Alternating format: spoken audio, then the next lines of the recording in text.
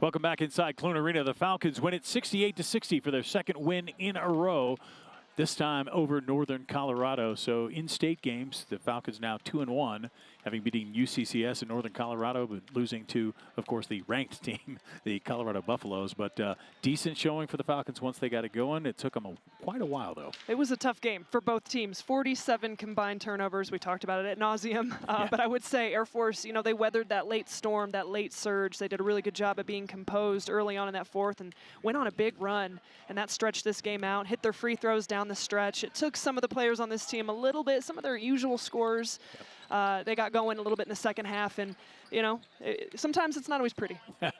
Not pretty. Let's take a look at the numbers. The bottom number definitely on this one, not pretty, as you mentioned. The Falcons more turnovers than their opponents in this game. The Bears had more blocks, but the key, the Falcons held the Bears down as far as shooting the basketball. That's their forte. They do really well. Well, and we didn't talk a ton about the rebounding, you know, but Air Force did a really good job of out-rebounding UNC, limiting those second chance opportunities. That was a big key as well.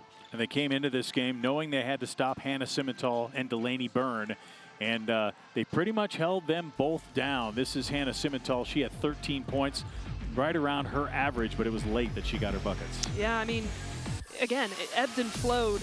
You see a couple second chance points right there, and Delaney Byrne held to just 12 points. If I'm Chris Kobrecht, that's a good night in the office. I mean, really struggled to get her going on the interior. That's where they had the advantage, but you got to credit Air Force doing their job in the paint defensively. But when she did get open from deep, she was efficient, 2 of 3 or 2 of 4 from the three-point line.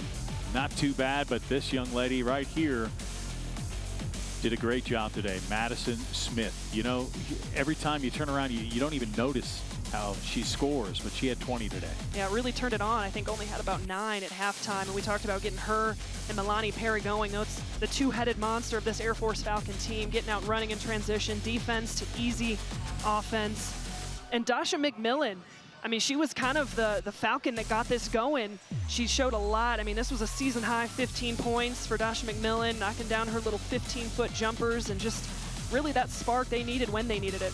She was great. 15 points, as you mentioned, a season high, and hopefully the Falcons could get more of that and more of this, the wonderful arm raise after the third verse. So, Rachel, the Falcons don't have a game again until next Saturday against Weber State, so more time for Coach Kobrecht to work with her young team. Yeah, and continue to working on those press breaks. I guarantee they'll be in the film room talking about late game situations, but I think, you know, they showed a lot of heart, they showed a lot of toughness down the stretch, and just really gutted this one out.